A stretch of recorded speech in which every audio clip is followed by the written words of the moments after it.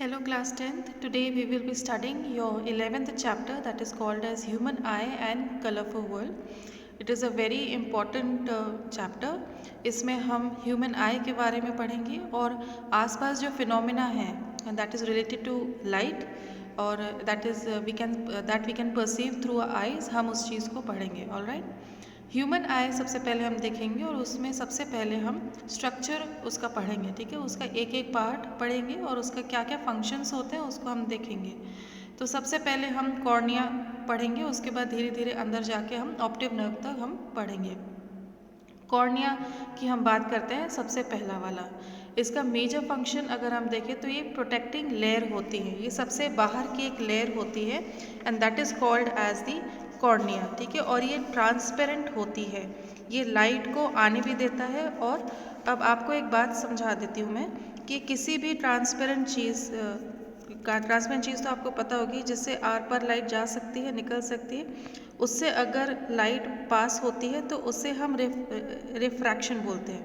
ठीक है, और जो लाइट पास नहीं होती है उससे हम रिफ्लेक्शन होता है. ठीक है, मैंने चैप्टर 10 पढ़ाया है जिसमें रिफ्रैक्शन और रिफ्लेक्शन दोनों का मतलब भी बताया है और उसका डिफरेंस भी हमने बताया है. ठीक है, most of the refraction of the light rays entering the I occurs at the outer surface of the cornea. यानी कि जितनी भी लाइट हमारी आँखों में आके रिफ्रैक्ट हो रही है, अंदर जाके थोड़ा सा बेंड हो रही है, वो सबसे ज़्यादा कहाँ होती है? कॉर्निया में होती है. And that is the outer surface and that is the transparent and protecting layer in front of the eye. ठीक है, जो कॉर्निया होती है उसके पीछे हमको जो मिलता है तो दूसरे पार्ट हमको दिखता है, एक फ्लूइड जैसा आपको दिखाई देगा. यहाँ पे एक स्काई ब्लू, लाइट ब्लू जैसा फ्लूइड आपको दिखाई देगा. उसका नाम होता है एक्विस ह्यूमर. ठीक है, व्हाट डज इट डू? हमारे हर बॉडी के पार्ट में ब्लड पहुंचता है, हर बॉडी के पार्ट में. वाई? क्योंकि ब्लड अपने अंदर न्यूट्रिएंट्स प्लस ऑक्सीजन को पहुंचाता है. ठीक है, इसलिए हर बॉडी पार्ट को न्यूट्रिएंट्स और ऑक्सीजन ज़रूरत होती है. लेकिन अगर यहाँ पे ब्लड होता तो वो क्या होता? ओपेक होता है, यानी कि ट्रांसपेरेंट नहीं होता. तो ये जो एक्वस ह्यूमर होता है वो एक ब्लड जैसा ही काम करता है, जो न्यूट्रिएंट्स को पहुंचाने का काम करता है, जो नरिशमेंट पहुंचाने का काम करता है ब्लड के अलावा, उसे हम एक्वस ह्यूमर कहते हैं. ठीक है, इसे हम एक तरह से ट्रांसपेरेंट ब्लड भी कह सकते हैं. एक और इम्पॉर्टेंट काम है इसका, ये एक बोल सकते हैं कि एक इंटरनल फ्लूइड प्रेशर क्रिएट करता है. जो अंदर के जो और ऑर्गन्स हैं जो हम पढ़ने वाले हैं वो वहीं स्टिल रहते हैं, वो जगह पे रहते हैं. ठीक है, पहले कॉर्निया है, उसके बाद एक्वस ह्यूमर. जो थोड़ा सा हम अंदर जाएंगे उसमें हमें दिखेगा आइरिस. ऑलराइट, ये क्या है? ये एक तरीके से शटर है. शटर का मतलब होता है कि ये क्या करता है, ये कॉन्ट्रैक्ट होता है और रिफ्रैक्ट होता है. ठीक है, एक्सपैंड कर सकती है और श्रिंक हो सकती है. इससे क्या होता है? इससे अमाउंट ऑफ लाइट कितनी जा सकती है कितनी नहीं जा सकती, ये आइरिस पे डिपेंड करता है. ठीक है, और ये किसको सिकोड़ती है, किसको कॉन्ट्रैक्ट और एक्सपैंड करती है? प्यूपिल को. ठीक है, ये प्यूपिल को कंट्रोल कर सकती है. ऑलराइट. सेकेंड थिंग, यहाँ पे आइरिस जो होती है वो क्या करती है, एक तरीके से आप बोल सकते हो कलर प्रोवाइड करती है. किसी भी आई का कलर क्या होगा? Everyone has a different I colour. ठीक है, आपने अधिकांश लोग का यहाँ इंडिया में ब्लैक या ब्राउन है. ठीक है, तो बाहर के देशों में भी ब्लू हो सकता है, ग्रीन हो सकता है, मिक्स हो सकता है. ठीक है, अगर आपके कलर आँखों का है ब्राउन तो आइरिस आपके कलर है ब्राउन. अगर किसी की आँख ब्लू कलर है तो वो आइरिस भी उसका ब्लू कलर है. ऑलराइट, तो iris provide the colours of the eyes and it is not the main function but it is one of the function. ठीक है, लेकिन मेन फंक्शन है इसका कि लाइट को वो अंदर आने देती है और एक मसल की तरह एक्सपैंड करती है, कॉन्ट्रैक्ट करती है, सिकुड़ती है और फैलती है, ताकि कितनी अमाउंट लाइट अंदर जानी चाहिए वो ये डिसाइड करते हैं. ठीक है, थर्ड पार्ट आइरिस हो गया. फोर्थ है प्यूपिल. वो आइरिस से चिपका हुआ सटा हुआ पार्ट होता है जो लेंस के पहले जस्ट पास में होता है. ठीक है, that is called as pupil. Iris अगर छोटा हो रहा है तो प्यूपिल भी छोटा हो रहा है. तो इसका क्या मतलब है, क्योंकि प्यूपिल की साइज़ अगर छोटी हो गई तो लाइट की जो एंट्री होगी वो कम हो जाएगी, ठीक है। अगर आयरिस फैल गया तो प्यूपिल का साइज़ भी बढ़ गया, प्यूपिल की साइज़ अगर बढ़ गया तो लाइट की अमाउंट भी अंदर ज़्यादा जा सकती है, ठीक है। ये हो गए आपके 4 पार्ट। 5th वाला पार्ट है क्रिस्टलाइन लेंस, ठीक है। लेंस क्या करते हैं, किस तरह के वो काम करते हैं, हमारे लिए हेल्पफुल है, इम्पॉर्टेंट है। यहाँ पर बेसिक अगर कोई पूछे कि आँख का लेंस किस शेप में मिलता है तो हम ये देख लेंगे कि जो आँख का लेंस होता है वो कॉन्वेक्स शेप में रहता है, इस शेप में रहता है, ठीक है, कॉन्वेक्स शेप में रहता है। लेकिन इसकी एक ख़ास बात होती है, क्या ख़ास बात है कि इसकी थिकनेस को कम और ज़्यादा हम कर सकते हैं। ऑलराइट, कैसे? थिकनेस को कम और ज़्यादा करने के लिए यहाँ पर छोटे छोटे एक मसल्स लगे होते हैं, ठीक है। इन मसल्स को हम बोलते हैं सिलरी मसल्स। सिलरी मसल्स का क्या काम होता है, जो सिलरी मसल्स होते हैं वो ही आपके यहाँ पर अंदर की तरफ एक फ्लूइड होता है, आपको दिख रहा होगा, इसको प्रोड्यूस करता है, जिसको हम बोलते हैं विट्रस ह्यूमर। जो आई लेंस होता है वो कॉन्वेक्स होता है, लेंस होता है, ठीक है, ये क्लियर होता है। और ये अपनी थिकनेस और थिननेस को कम ज़्यादा एडजस्ट कर सकते हैं, ठीक है। और अगर ये इसकी कन्वेक्स लेंस की थिकनेस और थिननेस अगर कम ज़्यादा हो सकती है तो अपने वो फोकल लेंथ को भी एडजस्ट कर सकता है। ऑलराइट, लेंस अपने आप को कम और ज़्यादा कर सकता है, ठीक है। एक इंटरेस्टिंग फैक्ट है लेंस के बारे में, आपके जो फ़ोन, आपने मोबाइल फ़ोन में जो लेंस है वो इतना मेगापिक्सल का है या इतनी उसमें क्लैरिटी है। आपने हमारी जो आईज़ होती है वो कितने मेगापिक्सल की है, उतने मेगापिक्सल के कैमरा मेरे हिसाब से कोई कैमरा नहीं बना है। आई थिंक आगे बन जाएगा, लेकिन फ़िलहाल अभी तक नहीं बना है, ठीक है। कितने मेगापिक्सल की आईज़ होती है, वो है 576 मेगापिक्सल की हमारी आईज़ होती है, हमारी लेंस होती है, ठीक है। मेगापिक्सल क्या है ये आप जानते हैं कि जितना क्लैरिटी के साथ जितनी अच्छी इमेज फॉर्म होती है उसका ये एक मेजरमेंट होता है, ठीक है। इतनी मेगापिक्सल हमारी आँखों का होता है, ठीक है। ये कैमरे से कितना गुना ज़्यादा हमारी आँखें क्लैरिटी और हमारी आँखों में पावर रहता है किसी चीज़ को कैप्चर करने के लिए। लेंस के बाद में हम सिलरी मसल्स के बारे में हमने पढ़ा था कि वो लेंस के साइज़ को कम ज़्यादा करने में हेल्प करता है। तो एक एक फंक्शन को हम अच्छे से पढ़ लेंगे।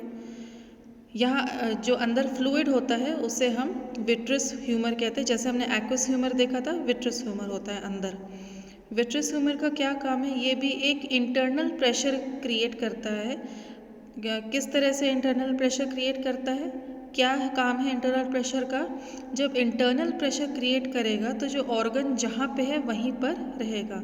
अगर ये फ्लूइड नहीं होगा तो ऑर्गन निकल के या एक जगह से दूसरी जगह मूव कर सकते हैं, लेकिन ये प्रेशर क्रिएट मूव करके रखते हैं ताकि जो एक्वस ह्यूमर है वो प्लस जो विट्रस ह्यूमर है वो भी प्रेशर इंक्लूड करके रखते हैं ताकि सारे ऑर्गन्स अपनी जगह पे रहें और प्रेशर बैलेंस्ड रहें। उसके बाद में एक प्लेस आता है जिसे हम कहते हैं retina. What is retina? Retina is the place जहाँ पे आपकी जो आई लेंस है, जो लाइट की रे जो आती है वहाँ पे आके इमेज बनाती है। Retina is that place where the image is formed, ठीक है। आपने कोई चीज़ देखी है, उस आई को आपने देखा तो ये आपके रेटिना पे ये इमेज बन रही है। उसके बाद क्या होता है, रेटिना के ऊपर 2 तरीके के सेल्स होते हैं। कौन कौन सी सेल्स होती हैं रेटिना के ऊपर? एक सेल का नाम होता है रॉड सेल, ओके। और एक सेल का नाम होता है CONE, cone cell. Rod cell जो होती है और कोन सेल जो होती है, इनके 2 अलग अलग काम होते हैं। रॉड सेल्स आपकी इंटेंसिटी ऑफ लाइट को डिटरमाइन करता है। कोन सेल्स डिटरमाइन करते हैं कि कलर कितनी ज़्यादा हो रही है, ठीक है। पर्टिकुलर पर्सन अगर मान लो कलर ब्लाइंड है, उसकी जो रेटिना के जो कोन सेल्स होती है वो बहुत कमज़ोर होती है, जो कलर ब्लाइंड होते हैं, ठीक है। C फॉर कलर और C फॉर कोन्स होते हैं। इस तरह से आप उसको रिलेट कर सकते हैं, ऑलराइट, याद रखिएगा उसको। नेक्स्ट चलते हैं हम। जैसे ही आप इमेज बनी तो यहाँ पर इलेक्ट्रिकल और केमिकल इम्पल्स जनरेट होते हैं, ठीक है। ये क्या होते हैं? जैसे ही आपने इस स्क्रीन पे आई को देखा तो आपके दिमाग ने तुरंत मैसेज गया होगा कि हाँ ये स्क्रीन पे मुझे आई दिख रही है। ऑलराइट, ये जो मैसेज का आना जाना है, ये जो हमको ब्रेन को पता चला है, वो इलेक्ट्रिकल इम्पल्सेस पे कन्वर्ट होके ऑप्टिक नर्व के थ्रू दिमाग में पहुंच जाएगी। ठीक है, कि हम नर्व्स के थ्रू ये सारी जो सिग्नल्स हैं वो चली जाती हैं। ठीक है, और फिर ये ब्रेन ये इंटरप्रेट करती है सिग्नल को और फाइनली हमको वो ऑब्जेक्ट दिखाई देती है। आप चाहिए तो ये फंक्शंस होते हैं, इसको पॉज करके आप अभी देख सकते हो। आपको पता है कि कॉर्निया एक ट्रांसपेरेंट पार्ट होता है आई का, और वो फ्रंट पोर्शन आई का वो कवर करता है। ठीक है, ये सारी चीज़ें आपको पता है। नेक्स्ट, एक्वस ह्यूमर हमने पढ़ा है। ये क्या करता है, ये नरिशमेंट पहुंचाता है। ठीक है, जो लेंस है उसको पहुंचाता है और प्रेशर को मेंटेन करता है आई को। ठीक है, और ये बहुत इम्पॉर्टेंट है, इसके कोई भी पार्ट आप नहीं छोड़ेंगे, बिल्कुल सब सारी चीज़ें उसको लिखेंगे।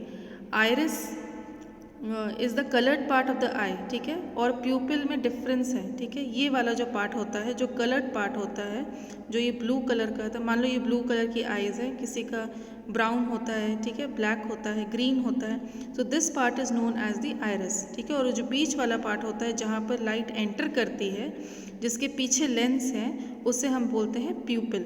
ठीक है, प्यूपिल और आइरिस का फंक्शंस हमने देख लिया। डेफिनेशन आप पॉज करके लिख सकते हो अगर लिखना चाहते हो तो, या स्क्रीनशॉट आप ले लेने चाहिए, या तो आप इसके नोट्स हम अभी प्रोवाइड करेंगे, उसको आप लिख सकते हैं। ठीक है, नेक्स्ट है आपका लेंस। लेंस क्या होता है, बहुत इम्पॉर्टेंट है। ठीक है, एक लेंस की एक और एक ख़ास बात होती है, आईज़ के किसी भी पार्ट को आप बदल नहीं सकते, लेकिन लेंस को आप बदल सकते हैं। ठीक है, और ये एज के साथ डिटोरिएट होती जाती है, डैमेज होती जाती है, कमज़ोर होती जाती है। ठीक है, इसकी स्ट्रेचिंग एंड एक्सपैंडिंग सारी जो कैपेसिटी है वो कम हो जाती है। Ciliary muscles is the part of the ciliary body, जो हमने पढ़ा था, जो एक तरह का सर्कुलर स्ट्रक्चर है जो आइरिस को कम ज़्यादा करने में हेल्प करता है। ठीक है, सॉरी, आइरिस का एक एक्सटेंशन रहता है। ठीक है, जितना भी एक्वस ह्यूमर जनरेट होता है वो सिलरी बॉडी ही प्रोड्यूस करती है। ठीक है, it also contains the ciliary muscles which changes the shape of lens when your eyes focus on a near object. ठीक है, अगर आप कहीं भी पास से कुछ देख रहे हैं, दूर से देख रहे हैं, तो वो सिलरी मसल्स ही कॉन्ट्रैक्ट करती है। नेक्स्ट है आपका विट्रस ह्यूमर, एक लिक्विड होता है जो आपके शेप को मेंटेन करता है, आई की शेप को मेंटेन करता है। ठीक है, कैसे मेंटेन करता है, शेप मतलब कि जो अंदर से हाइड्रोस्टैटिक फोर्स लगाता है, एक लिक्विड प्रेशर वो एक्सर्ट करता है ताकि सारे ऑर्गन्स अपनी जगह पे रहे, सिर्फ आईज में। ठीक है, रेटिना क्या होता है, it is the retina senses the light and creates electrical impulses. ठीक है, ये हमने पढ़ा है। ये ऑप्टिकल नर्व वो नर्व होती है जो इमेज को दिमाग तक पहुंचाती है, और दिमाग से फिर अपन वापस आई में चले जाते हैं। ठीक है, डिफेक्ट्स ऑफ ह्यूमन आई अभी फ़िलहाल आपके सिलेबस में नहीं है, तो हम उसको आगे बढ़ा देंगे। ठीक है,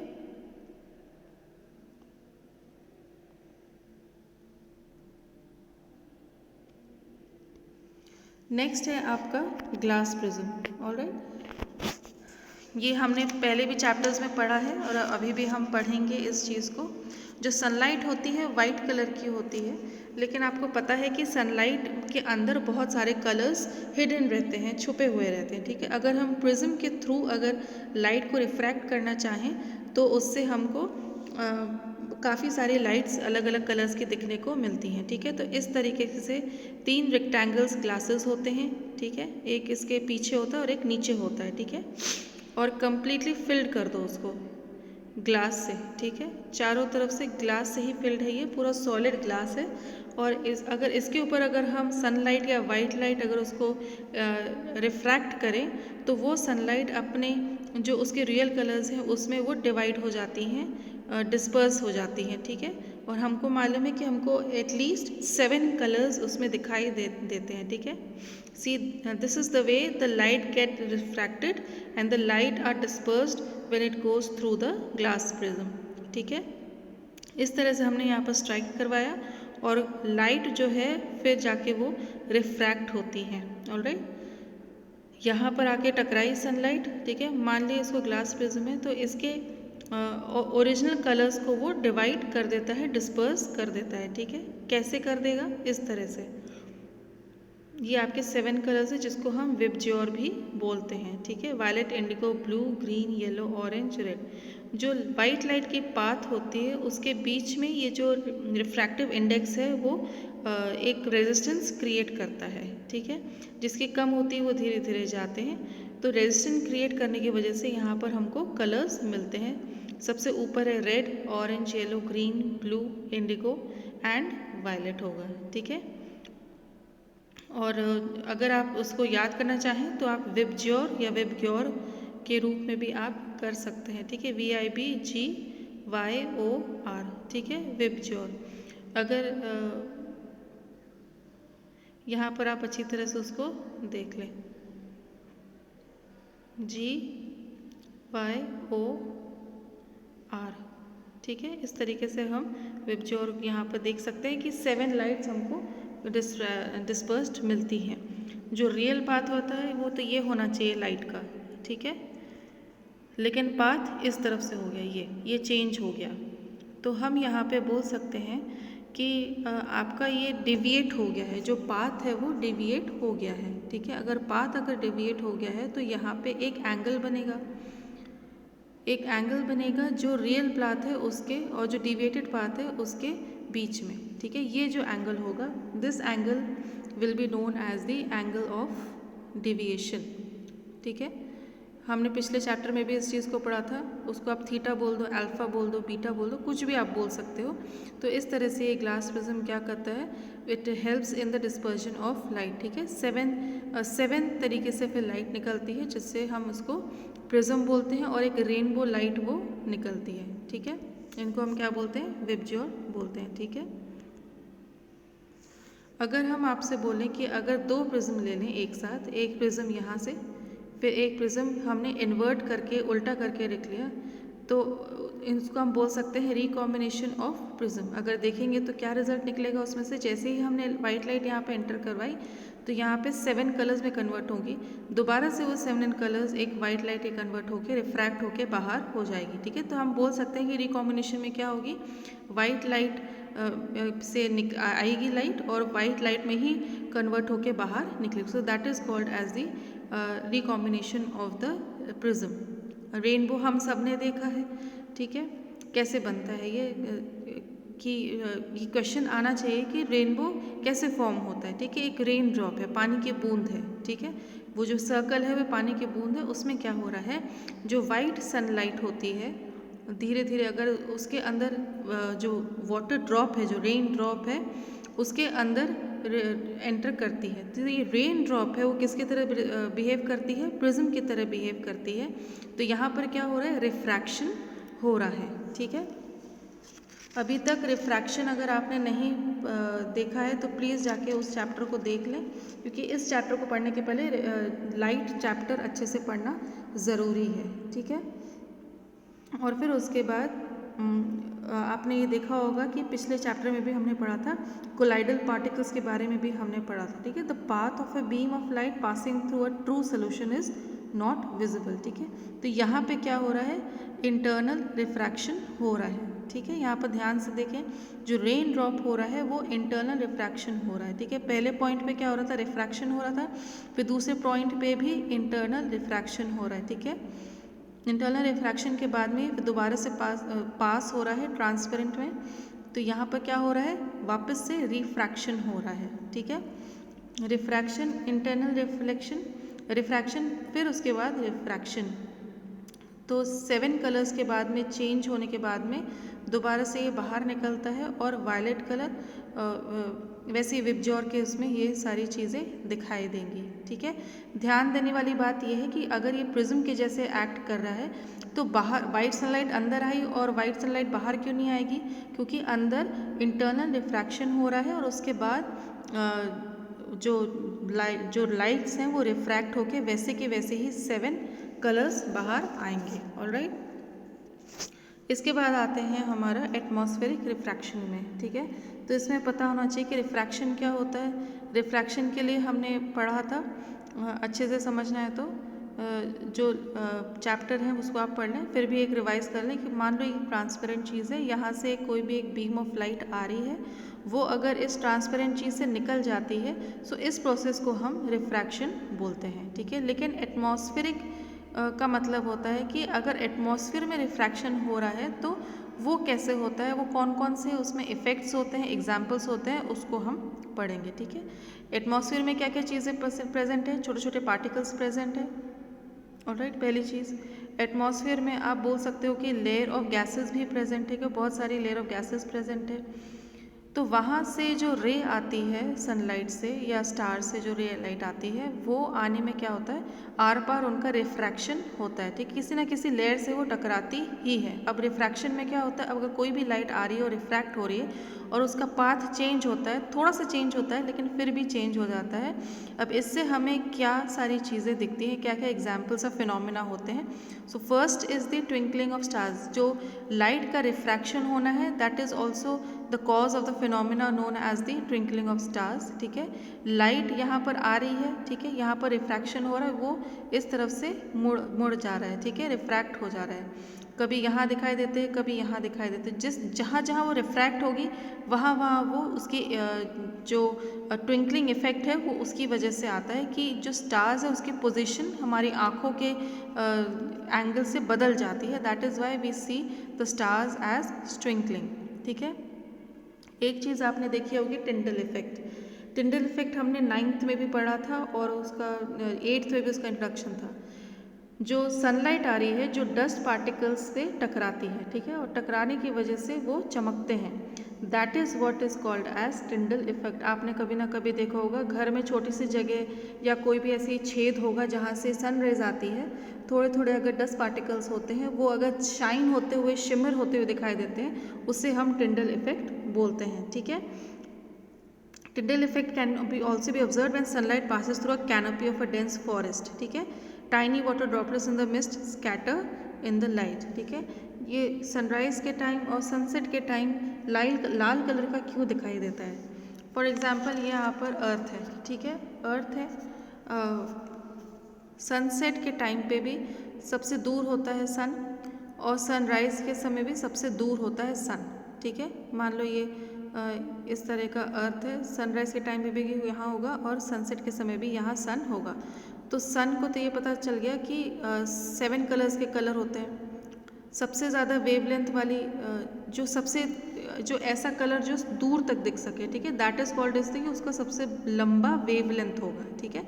तो सबसे ज़्यादा दूर होने की वजह से हमको रेड कलर की सबसे ज़्यादा वेवलेंथ होती है, इसलिए हमको वो रेड कलर का ही दिखाई देता है, ठीक, क्योंकि सन है हमारा दूर हो जाता है, ठीक है। तो ये वाली चीज़ें आप समझ लें और इसी से हमारा चैप्टर ख़त्म होता है। और अगर आपको इसमें से कुछ डाउट है तो आप गूगल क्लासरूम में मुझसे पूछ सकते हैं, इसके क्वेश्चन आंसर्स भी मैं आपको भेज दूँगी। Thank you.